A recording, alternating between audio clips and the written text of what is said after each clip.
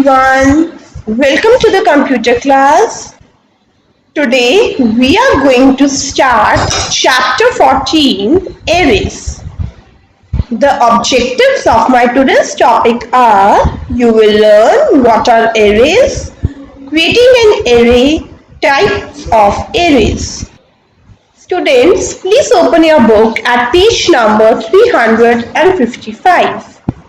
Now, first we will discuss some of the key terms. Number 1, arrays. A structure to store a number of values of the same data type in contiguous memory locations. Contiguous means continuous. Number 2, array elements. Data values in an array. Number 3, single dimensional array. When the elements of an array are specified using a single index, the array is called single dimensional array or 1D array. Now, for understanding the concept of arrays, let us consider an example. For example, in your school, if you want to store the number of students a room can accommodate, you can then declare a variable like int room. This variable is enough to store the number of students a room can accommodate. For example, 30. So you can write over here int room is equals to 30. Now if you need to store the number of students for 3 rooms, you could use 3 variables like int room 0, room 1, room 2. Note that we have numbered the variables starting with a 0 because starting with a 0 makes the examples in this chapter more sensible. Because in arrays, we store the first element at 0 position. We will discuss its index or position later in the chapter. Now, if you want to print the number of students in each room, you could use the following print statements. System.out.println room 0, system.out.println room 1, system.out.println room 2. Now consider the scenario where we had 100 rooms. So we would have to declare 100 variables like room 0, room 1 up to room 99 and need to write 100 individual statements to print the capacity of each room.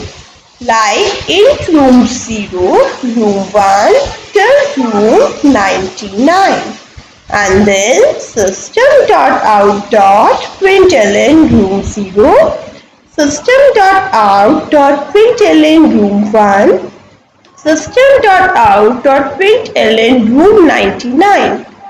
So students, writing the number of rooms will make the program more lengthy and complex. Now, assume the entire row of rooms as an array. Each room in the array is called an element of the array. Now, each element has 2 components associated with it. One, the room number 0 to 99. This is called index or subscript of an array. Number 2, the number of students a room can accommodate. This is the value stored in the element of the array. So, array element has 2 components. Number 1, index or subscript, and number 2 is the value stored.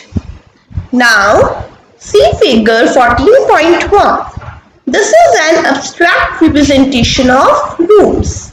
Let's suppose there are rooms 0, then 1, then 2 up to 99.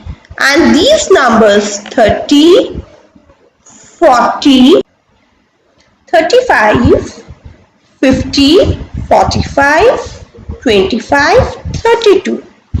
Now, if I want to see that in room number 2, how many students are there? So, the number of students are 35. And what is the room number? The room number is 2. This 2 is an index or subscript of the array. And 30 is the value stored in the element of an array. Now, figure 14.2. It shows a memory representation of the room array. Observe that a single name room can reference the entire array. And you can also note that array indices start with 0 and end with the number that is 1 less than the total number of elements, that is 99. In beginning, we have stored 100 elements, but the array indices start with 0 and ends with 99, making up the total count of 100. Now, as shown in the figure 14.3, you can access an element of the array by referring to its name along with its index. Index means subscript, and that subscript must be enclosed in a square bracket. Syntax is array name in bracket index. Now suppose you want to access room number 2.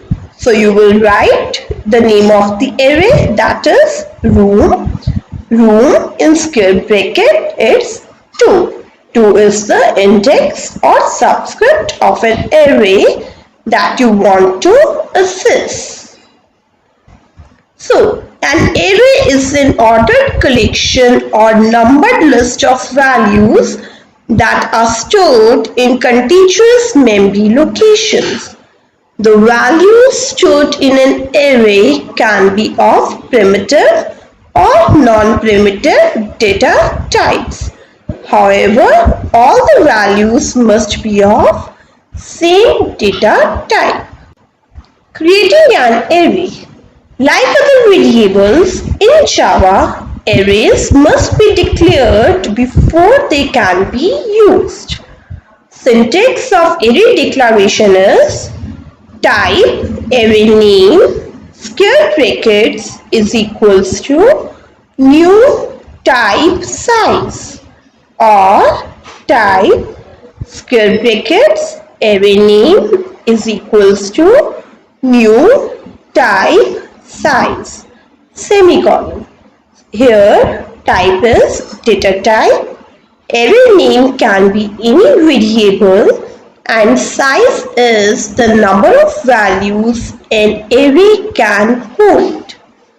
Example of array declaration is int room square bracket is equals to new int 100 semicolon. 100 is the length of an array, that is the number of elements that we can store in an array.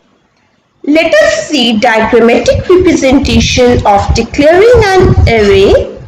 Here room is the array name, room 0, room 1, room 2 up to room 99 are the elements name.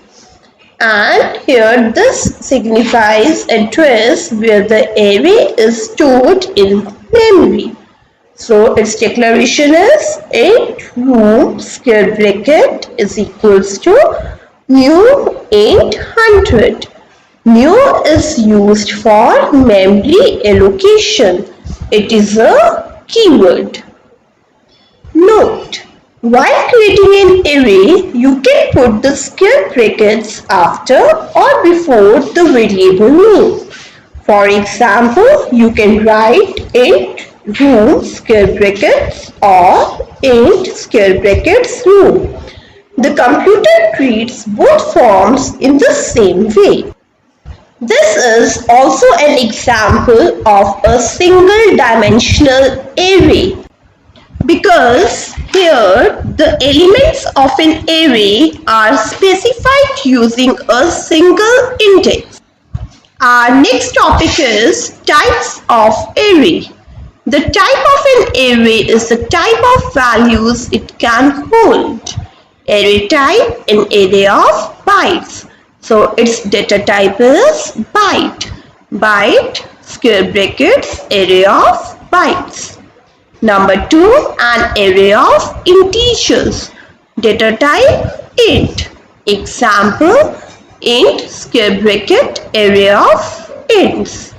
Number 3, an array of floating point numbers. Data type float. Example, float square brackets array of floats. Number 4, an array of characters. Data type char. Example, char square brackets array of chars. So these are the different types of array. So students, today we have learned what is an array, how to create an array and different types of array.